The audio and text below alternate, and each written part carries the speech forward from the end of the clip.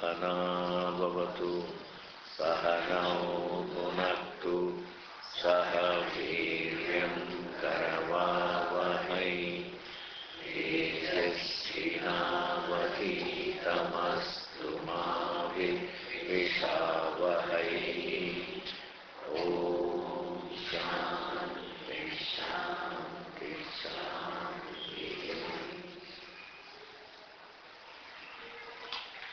अव्यक्तादीनि भूतानि व्यक्तमध्यानि भारत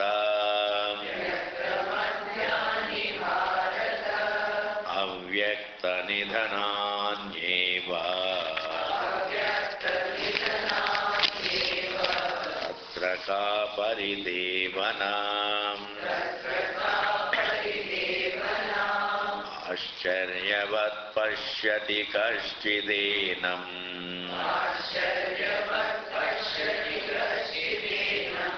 आश्चर्यवद्वदति तथैव चान्यः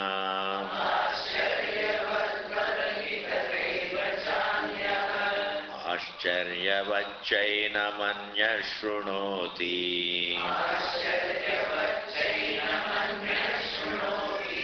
श्रुत्वाप्येनं वेद न चैव कश्चित्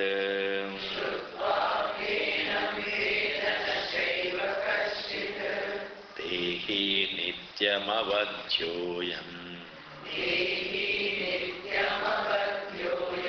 देहे सर्वस्य भारत तस्मात् सर्वाणि भूतानि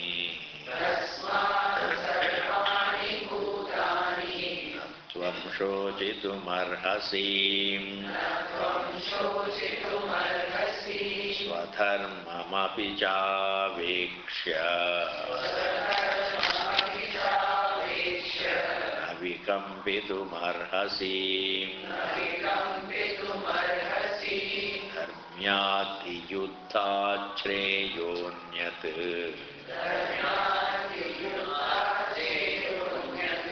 क्षत्रियस्य न विद्यते यदृच्छया चोपपन्नम् स्वर्गद्वारमपावृतम् सुखिनः क्षत्रियाः पार्थ लभन्ते युद्धमीदृशम्. So Bhagavan is saying, Avyakta adini bhutani, every individual, bhuta means, any living being is an individual, is a bhuta. I mean the bond, the created individuals. So as human beings, we can all be called bhutas. Bhutas means the living individuals, let us call them. So every living person, living human being, or a bird or an animal, any living creature is called bhuta. All jivas. Now what Bhagavan is saying is, well, the same thing applies to all living beings. There are no two yardsticks for different living beings. All living beings enjoy the same nature. What is it that he is telling? It is not that having been hitherto non-existent, we become existent. What is potentially there alone can manifest. This is a peculiar thinking. It is like, I am going to just put it little differently from the convention. I am not going to use this terminology. First, just for a few minutes, I will just break out of this and then tell you something. Can you make a a square circle? Can you make a square circle? You can't draw something which is both square and circle. This is what is called impossible. The impossible can never manifest. Did you hear that? The impossible cannot become manifest, cannot be made possible. The impossible cannot be made possible. All that we make possible are potentially possible. Understand? All that we make. Obama has become the president. Why? It was possible. It's possible. And if it were impossible, it would not have happened. Therefore, all that happens is potentially possible. This potential possibility is called avyakta. This potential presence is avyakta. Like it is possible for the water to look away. It is possible for the water to look away. Therefore, the wave is avyakta in water. Are you able to follow? It is possible for the water to look away. Therefore, a wave is unmanifest in water. The wave is unmanifest in water. It is possible for the clay to look a pot. I can shape the clay into a pot. Therefore, it is possible for the clay to look like a pot. Therefore, we can say pot is unmanifest in clay. Pick up this thought. You have to think. Pot is unmanifest in clay because clay can look like a pot. So before it looked like a pot, there is pot in the clay. The pot maker looks at the clay and sees the pot in it. Is it not? He can see, hey, there is a pot in it. I can make a pot. He sees the pot in that clay. It is clay lying there. But a pot maker, the genius of the pot maker visualizes a beautiful pot in it and he brings it out. This is what is called making possible what is unmanifest. The unmanifest pot is made manifest. The unmanifest pot is made manifest. Now tell me, are there not two things as it were called the manifest and unmanifest, two stages? There are.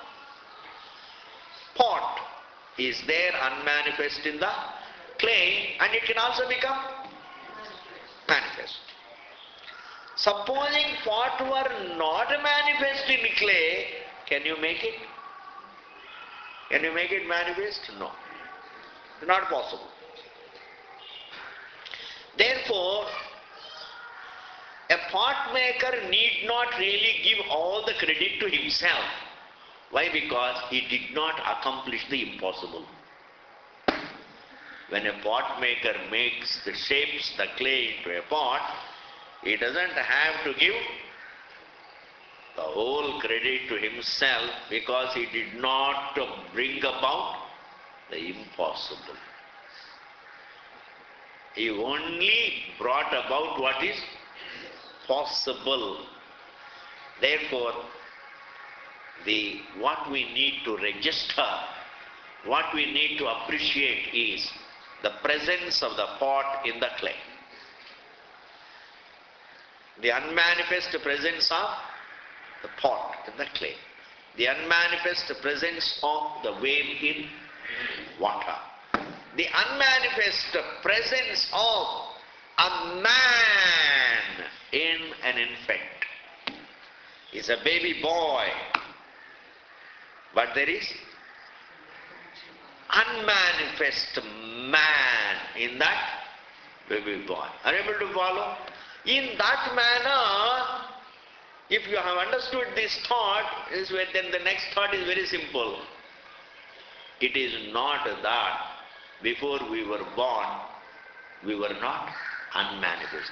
If we did not remain unmanifest, if we were not unmanifest, if this mind, this very state of individuality, this state of biologicality, if it were not unmanifest, it would not have become manifest.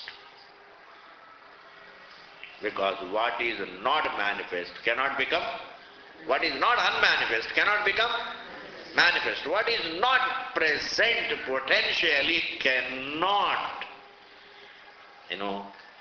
express itself. It cannot be born, it cannot actualize itself.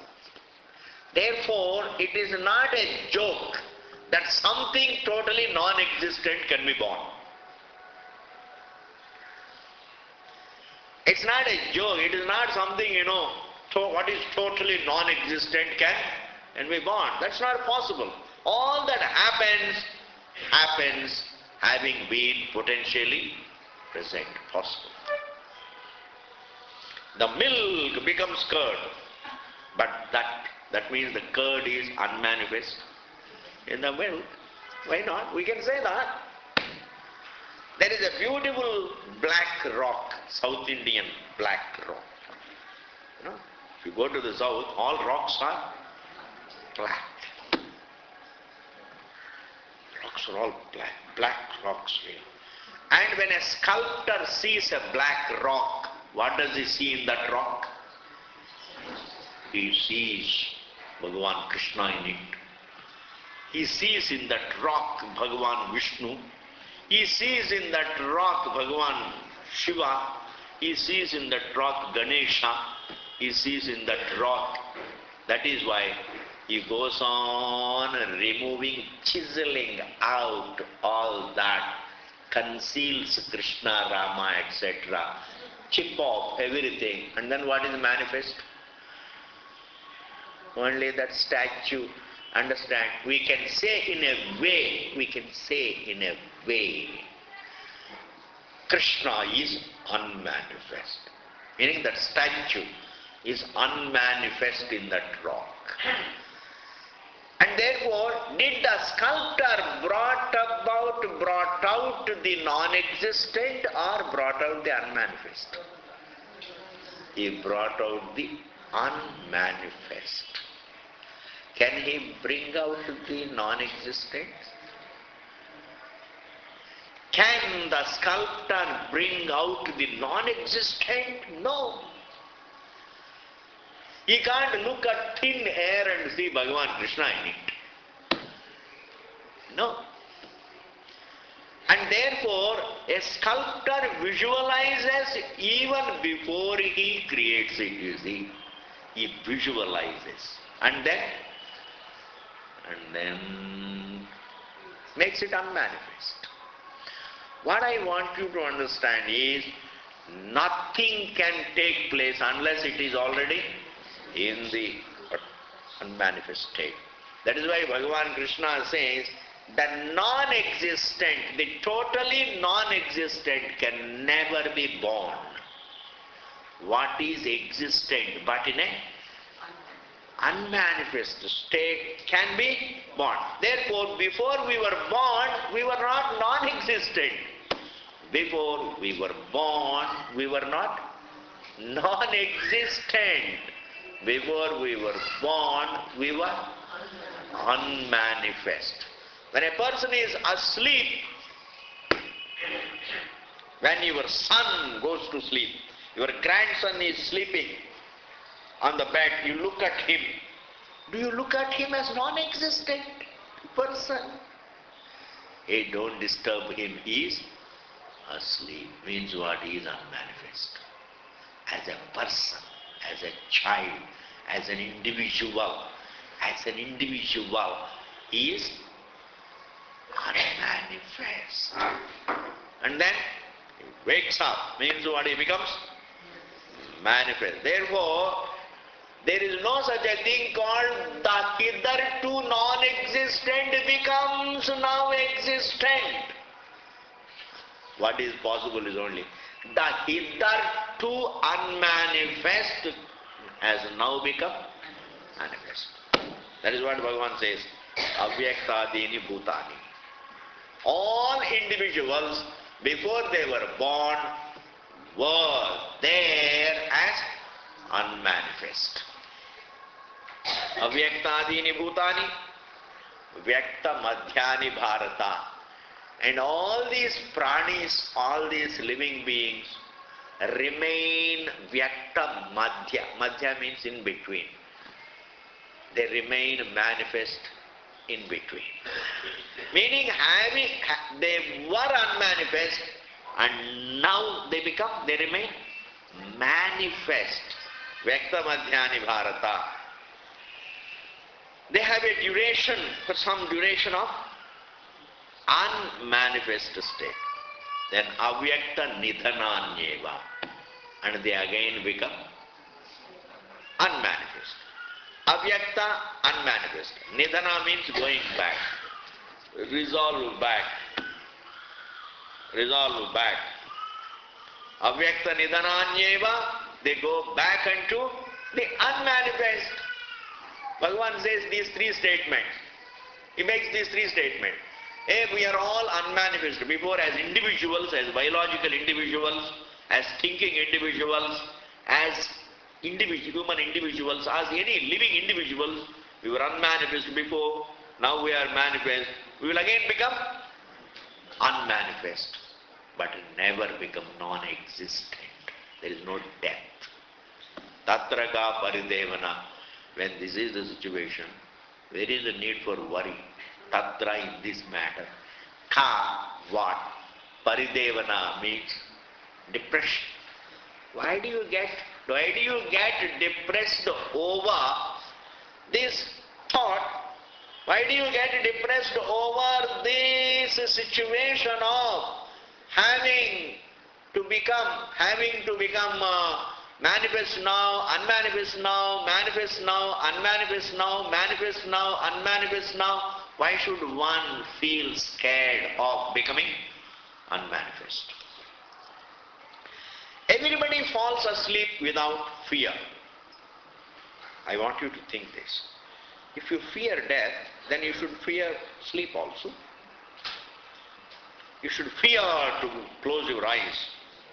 You should fear to close your mind and fall asleep. Does one fear to fall asleep? Does one fear to fall asleep?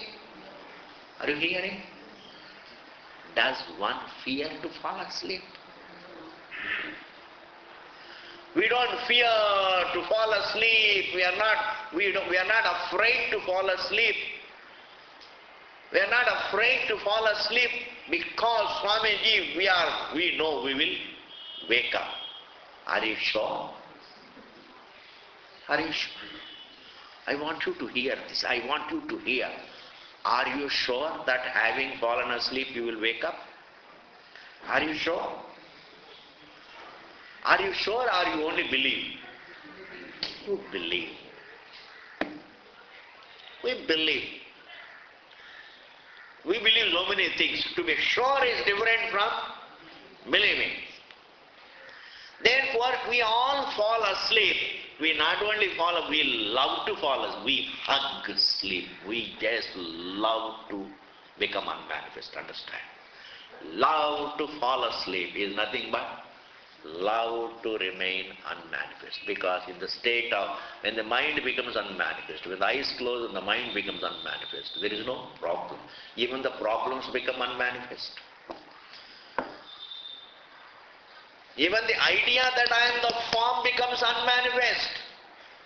My being the form becomes unmanifest, and therefore all the problems related to my being the form become unmanifest.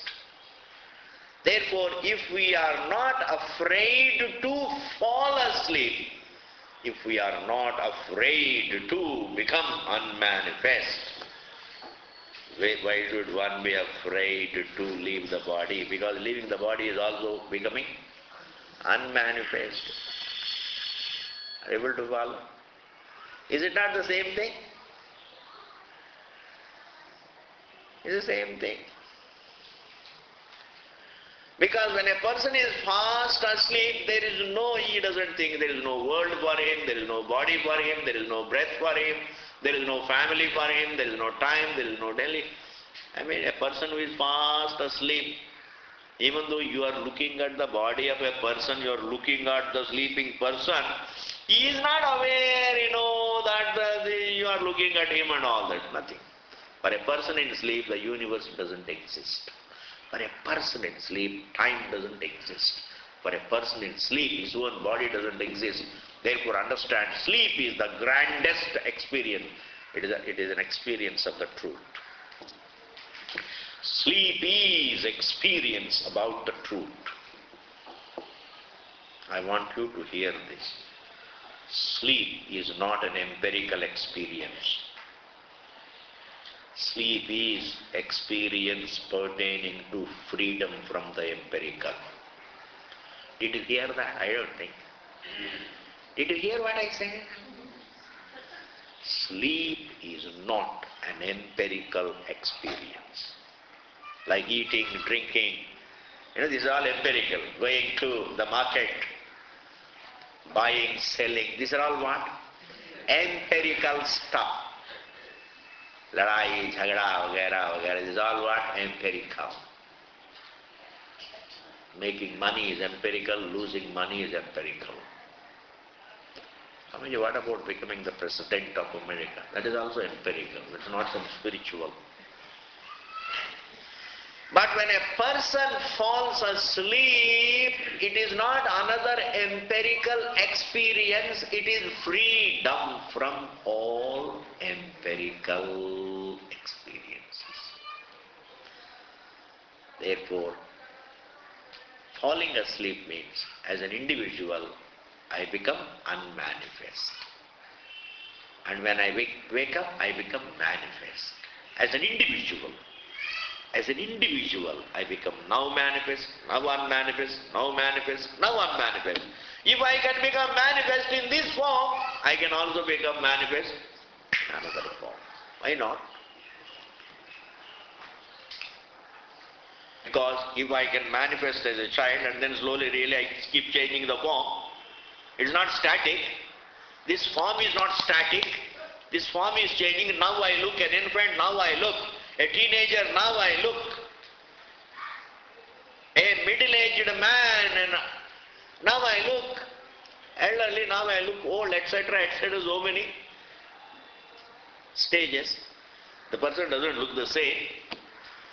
In the same manner, just as really this body, just as I can go on assuming the changing body, I can also change the body and look differently. And therefore, Krishna says, hey, understand life more profoundly. Understand life more deeply.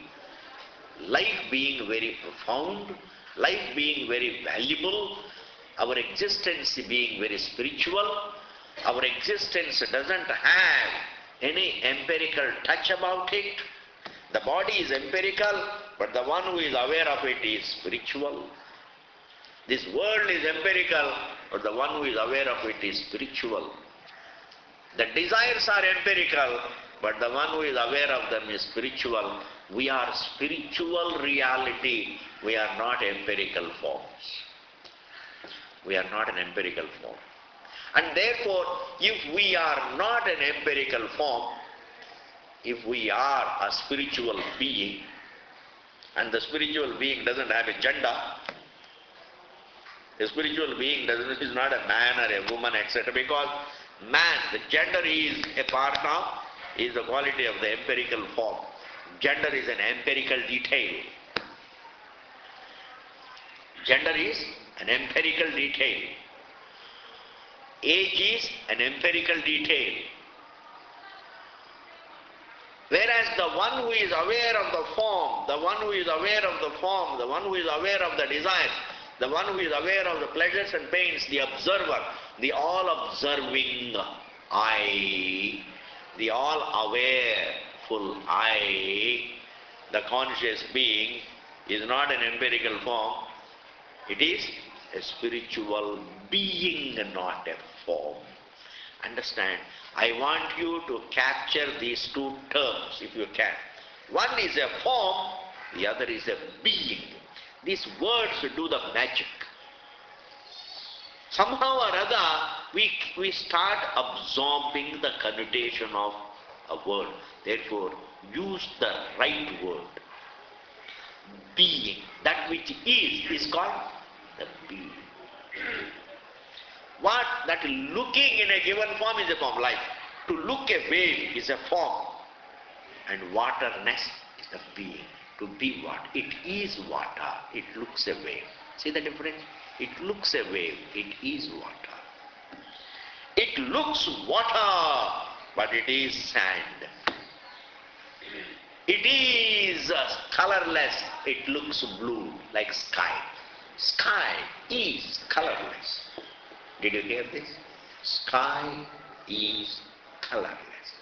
Looks blue.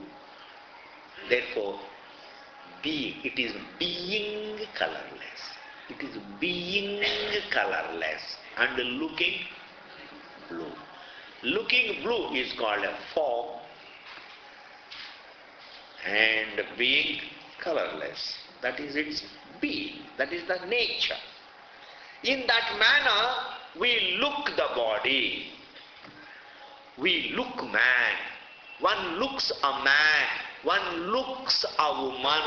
One looks young and old. One looks an individual. One looks empirical. But one is conscious. Understand? If one is conscious, then one is not a form. Because to be conscious means, because a form is not conscious, form cannot be conscious, and therefore the one who is conscious is not a form. This much of logic you can follow. Don't say, no, we can't. A form can't be conscious. A form can't be conscious. And therefore the one who is conscious is not a form. We are conscious. And therefore we are not a form. And therefore here, Bhagavan says, hey, life is very, very, very valuable. You are a spiritual truth. And therefore think correctly and try to understand. Don't unnecessarily sit and complain and cry in life. Don't waste time in complaining. I'll tell you how not to complain. If somebody has made a mistake, leave it in the hands of God to handle it. You don't play God. What you can tackle, you can tackle. But what you can't tackle, supposing your in-laws have been unjust to you. Supposing. These days, in-laws, there were times when the in-laws used to be a little cruel to the daughter-in-law. Father-in-law, mother-in-law used to be, those older days used to be little cruel. I don't mind using the term, being cruel to the daughter-in-law. But nowadays, it is both ways. It is both ways. You can't say. Now the example has to be diluted. Our examples have to be edited now. Why? Because it is possible. Therefore, suppose even if your in-laws have been unjust to you, how do you do justice? How do you get justice? Tell me. No, I want justice, you say. My in-laws have been very cruel to me and I want justice. All right. How do you get justice? Who is going to do you justice? Who is going to do you justice? Everybody is in fact in need of justice, because there is always some injustice has been done to everybody by somebody. There is no individual who doesn't feel that some injustice has been done to him. If there is no individual whom he can complain against, then he can complain against Bhagavan also. Bhagavan, you have been very cruel to me. Destiny has been very cruel to me. Times have been very cruel to me. People have been cruel to me. Always. Bhagavan says, don't waste time thinking like that. This creates only bitterness. Leave it in the hands of God. Say, God, you handle it. It's not my problem. You handle it. Thus, liberate yourself from daily distractions in the mind. The more we protect, the more we compose ourselves from the day-to-day routine of distractions. Did you hear that?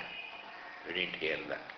The more we compose ourselves from the day-to-day routine of distractions, the more we become capable,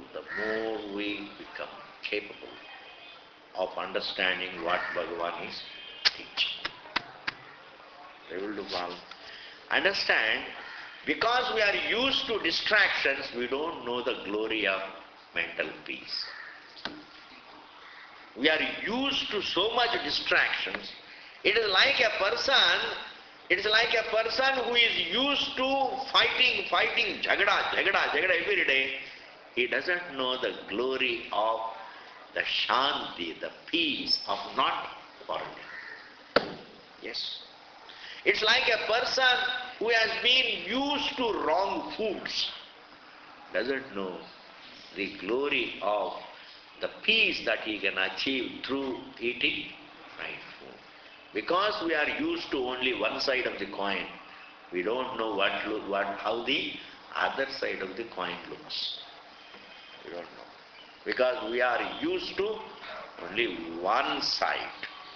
Therefore here, Bhagavan says, hey, we are all the time, we are living only a life of distractions. Desires, ambitions, distractions, complaints, bitterness, etc. Mind is full of it, all the time full. Mind is all the time full, brimful with all unnecessary things. Therefore, and one goes through, one suffers that burden. One suffers mental turmoils, real.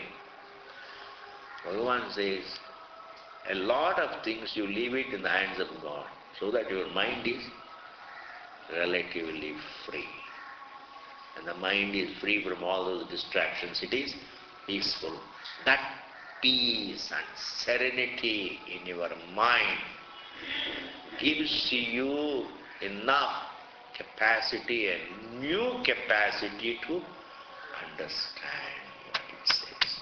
It's like, somebody said, we have certain example. I'll try to give, it is a simple, you have heard this example. There is a pool of water, perhaps it can convey. There is a pool of water, and it is crystal clear water, and the floor of that pool, that sandy floor of that sand is visible all right.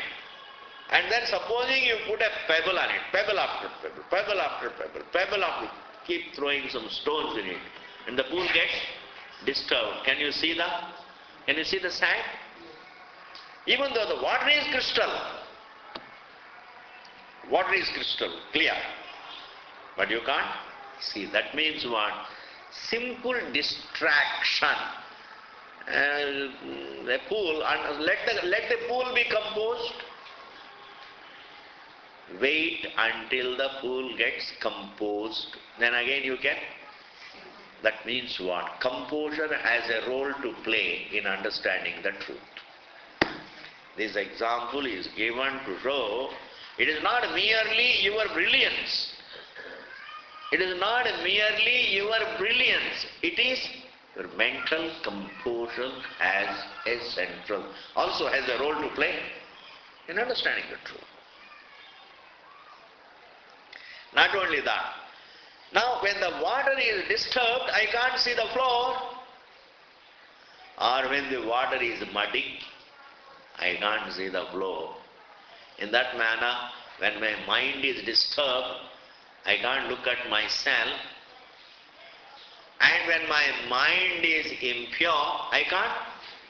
And distraction is there only. Distraction and impurity are one and the same.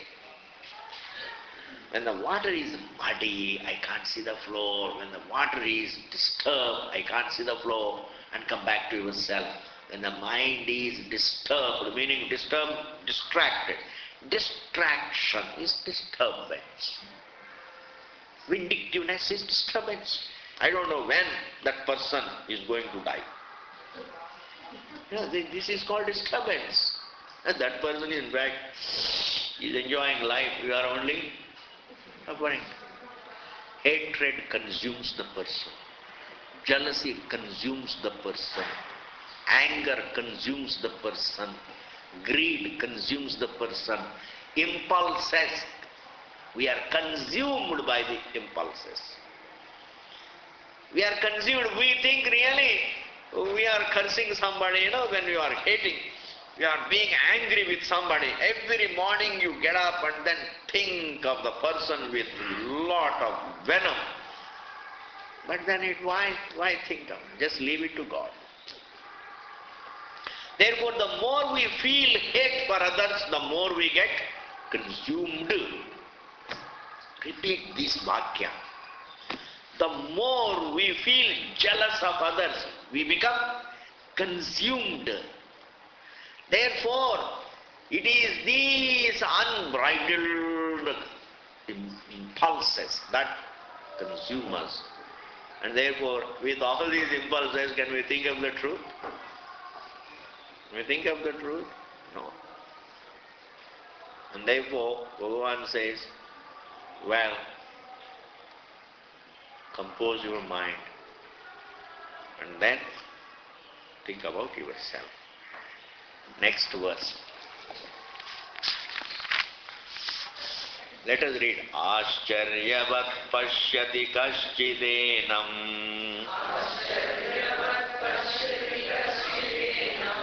Ascharyavat vadati tathaiva chanyam.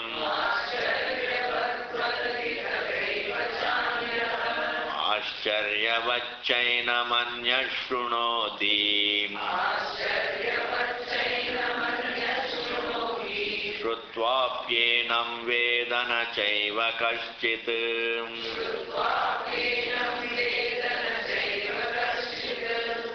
This is one of very beautiful verse. Bhagavan says, if you really listen to Vedanta the way it should be listened to, you are struck with wonder. It is difficult, it is not possible to listen to Vedanta without a sense of wonderment. Ascharyam, wonder means, please understand, I am going to explain it a little differently. Whenever you state what is commonplace, it doesn't touch you. Sugar is sweet. Does it touch you? Does it touch your thinking? Does it touch your thinking? Trees are green. Does it touch your thinking? Money is not everything. Does it touch your thinking? Is it not commonplace? Is it not a commonplace knowledge? It is commonplace that money is not everything, everybody knows. Therefore, when I say something which you already know, it doesn't touch your thinking. It bores you. You feel bored. That is called boredom. Boredom is nothing but somebody comes and tells me what I already know. If you tell me what I already know, I get bored. If the scripture also comes and tells me what I know, what I can know, is nothing. What I already know, it is too boring. And if the scripture comes and tells me what is irrelevant to my life, that is also boring. The irrelevant is too boring. The commonplace is too boring. In fact, it should be relevant and uncommon. Then I can be interested. That's called, it touches my thinking. Supposing you say, I am a human being. So I come onto the stage and tell you are all human beings. Does it touch your thinking? It doesn't touch your thinking. You say, I am only saying what you already know. Supposing I say you are all these physical forms, it is touching. It is not touching. It's not Ascharya. It doesn't touch your thinking. It doesn't touch your heart. It doesn't trigger reflection. But supposing I say, you are not this form, this biological form, you are not. It is a fact you are not this form. Is a statement that runs counter to what you think is the truth. What you hitherto thought the truth, what you have hitherto been thinking as the truth, if I contradict it, then it is touching your thing. In fact, in order to make the other person think, the only way is contradict what? Contradict his thinking. Your thinking that you are the form, your thinking that you are the form is not true. So the Shastram comes and says you are not this form. Now tell me, when the Shastram comes and says you are not this form, does it, it means, I say you are not this form and I mean you are not this form. And it is being evident in life that you are not the form.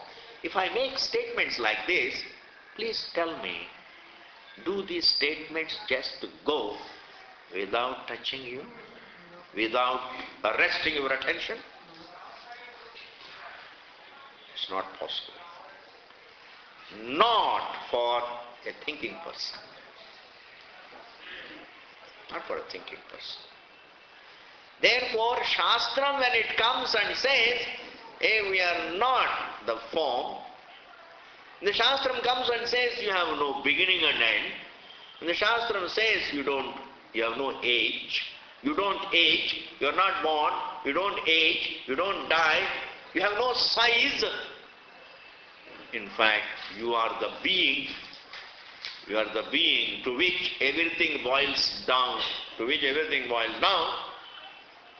This world is like the waves and you are like the waters. Statements like this tell me, are they talking something commonplace?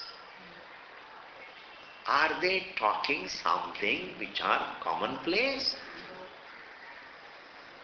No, these are not commonplace thoughts. These are not commonplace details. These are not commonplace knowledge. That we are not the form is not a commonplace knowledge.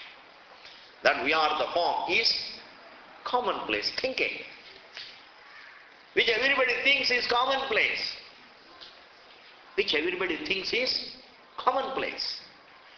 Whereas the Shastram comes and says, you are not this form. You are not a father, you are not a mother, you are not a daughter, you are not a this, you are not that, you are not this form, you are not a man, you are not a woman, you have no beginning, you have no end. You are the ever-present truth, and that is available for understanding. It is not imagination, it is available to be verified. You are a reality that can be verified to be reality. What did I say? You are a reality that can be verified to be the reality. When the Shastra comes and says, does it trigger reflection or not? If it triggers reflection, then the listener is a thinking person. If it doesn't trigger the thinking, then the other person is just not a thinking person. He's not a thinking person. He needs to become a thinking person. A thinking person is one, when he hears something, he hears with full attention and wants to verify. That's called a thinking person. Supposing he says, hey, there is something, a bird which sings like this, it is available, it just wakes up at 4 o'clock in the morning in Himalayas, vagera, vagera. Then if you are laid there in the Himalayas, you always remember that statement, want to see. That's what is called, you're always curious for the realities. Curiosity for the realities. You are not curious about the events in life. You are curious for the realities. What is reality about me? What is reality about life? Are we these passing forms? Or are we something more than this? Scripture says we are not something more. We are a lot more than a form. We are a lot more than a form.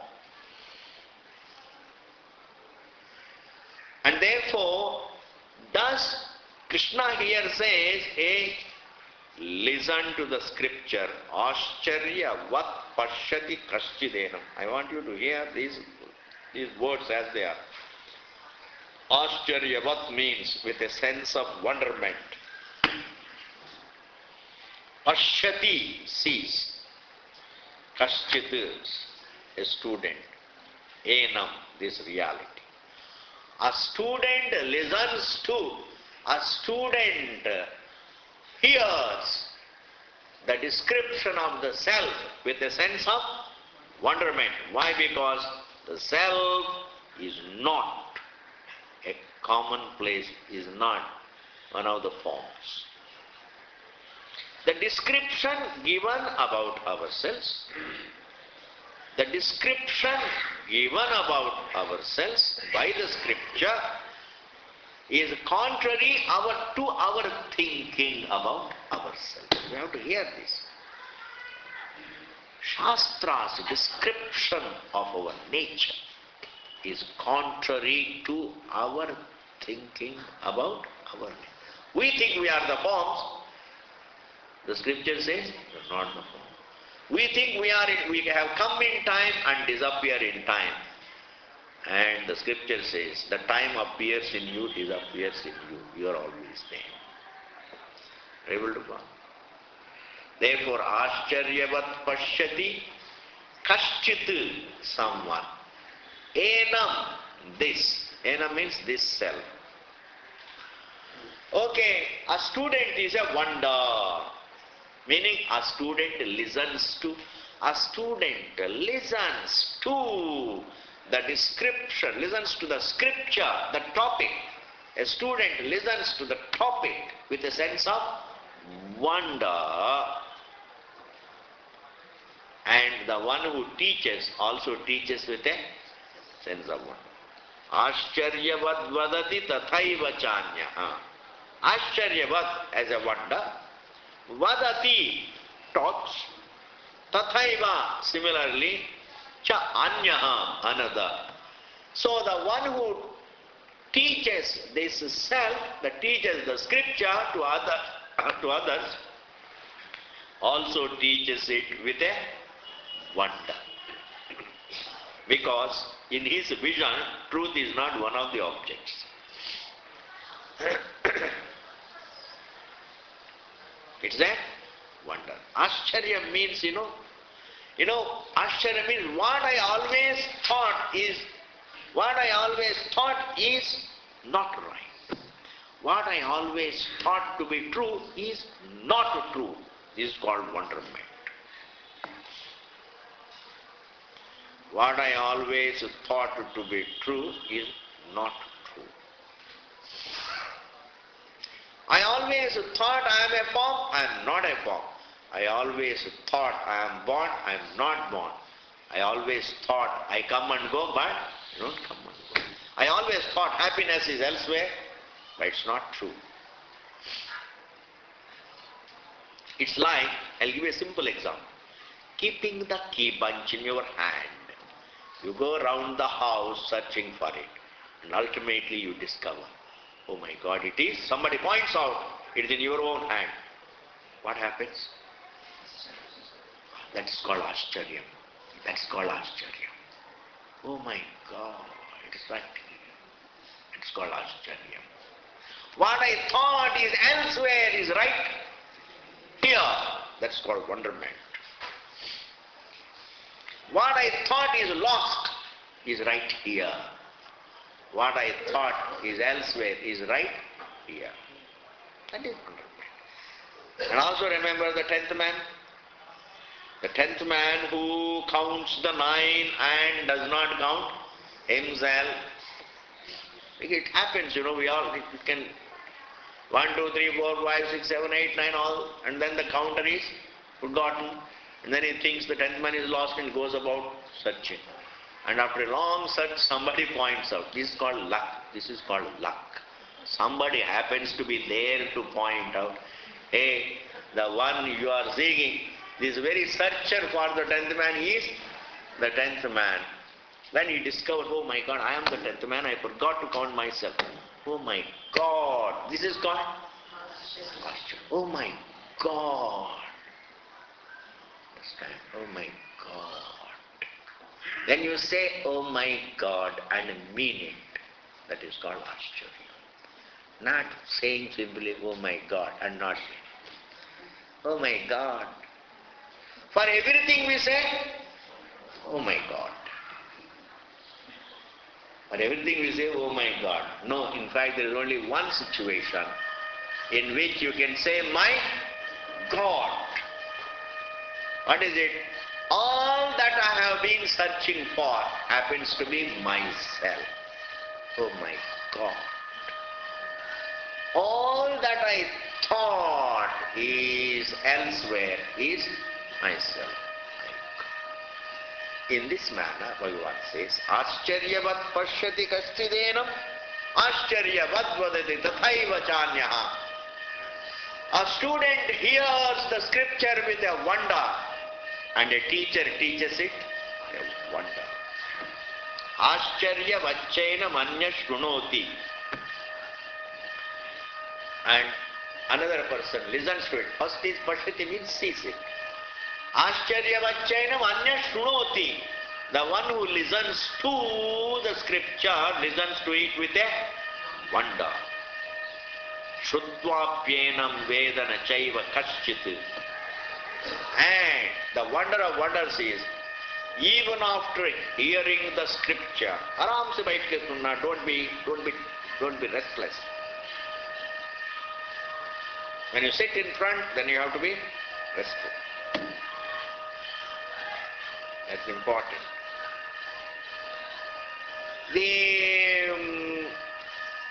The wonder of wonders is, even though one hears it, one misses it. 10th man, like in the key bunch, see, a person is holding the key bunch in his hand and goes around the whole house searching for it, and when somebody comes and points out, hey, this key bunch is right in your hand, and still he doesn't register it. He doesn't register it. Is that not a wonder? Missing the truth after hearing the scripture is also a wonder. teaching is a wonder. One teaches it as a wonder, another listens to it as a wonder. But the wonder of wonders is you listen to the scripture, and even when it is pointed out, you miss it because you refuse to think. You refuse to register. It is like even, you see, you go to a classroom in school, a student goes to school and the teacher in the classroom is repeating again and again a particular topic.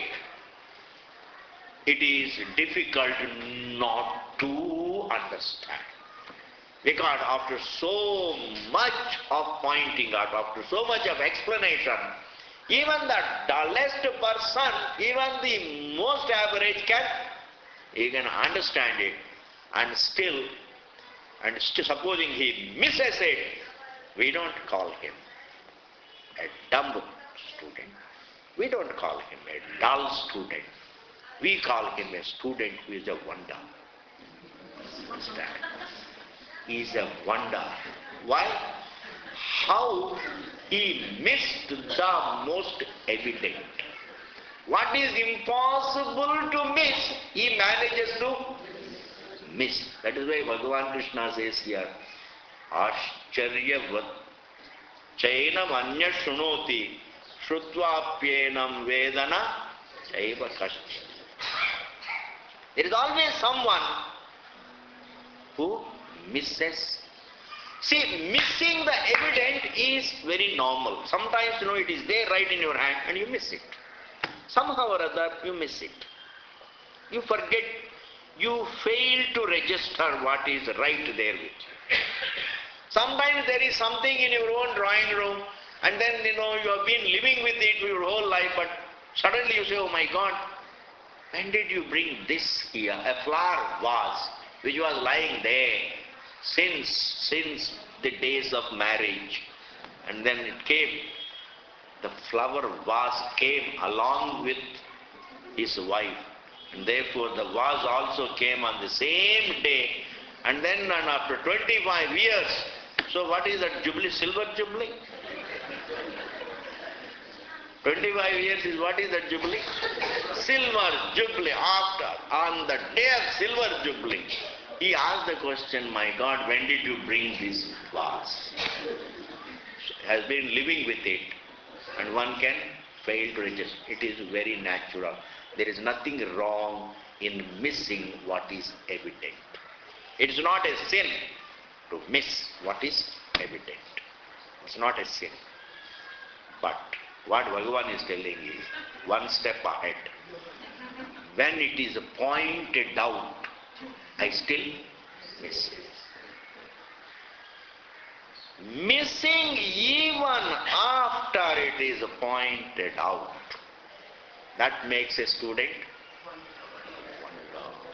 Therefore, a student is a wonder, a teacher is a wonder. Understanding it is a wonder, and even missing it is a wonder. How understanding it is a wonder, how a person manages to look at himself in the midst of so many distractions in this world. How he manages to compose his mind to look at himself amid countless, endless temptations in the world. Because we're all living amid temptations. We're all living amid distraction. And amid these temptations, if I can just close my eyes to all the temptations, close my eyes to all the distractions, and also cut the world, cut the empirical achievements to their size. Having cut all the empirical achievements to their size, and then if I look at myself as I am taught, definitely it is a wonder. A teacher is a wonder. A student is a wonder. Understanding it is a wonder. And even missing it, even after being pointed out, is another kind of wonder. It is another kind of wonder. And therefore, every interaction with the truth is a wonder. Even vairagyam is a wonder. Even to be, even to understand that all pleasures are simple thought. Every pleasure comes and goes, nothing great about it. It is a wonder. It is a wonder. There is nothing great. So there is nothing, if I haven't got really too much of money, it doesn't matter at all. There is nothing great about money. Money can buy things, and things can give me pleasures, and pleasures are non-eternal, they are temporary. If you can just cut them to size, cutting the things, the empirical things to size. A person who can cut the things to the size is a wonder. That is why I say every interaction with the truth is a wonder. Vairagyam is a wonder. Viveka is a wonder. Shama is a wonder. Dhamma, Uparati, Titiksha, Shraddha, Samadhana, Mumukshutvam. Listening, learning, everything, every step that we take towards the truth is a wonder. That is the meaning of the verse. The rest we'll see later. Om Purnamadaha Purnamidam Purnat Purnamudachyate Purnasya Purnamadaya Purnameva Vadishyate Om Shanti Shanti Shanti. Hari Om Shri Gurubhyo Namaha. Hari Om Om Tat Sat.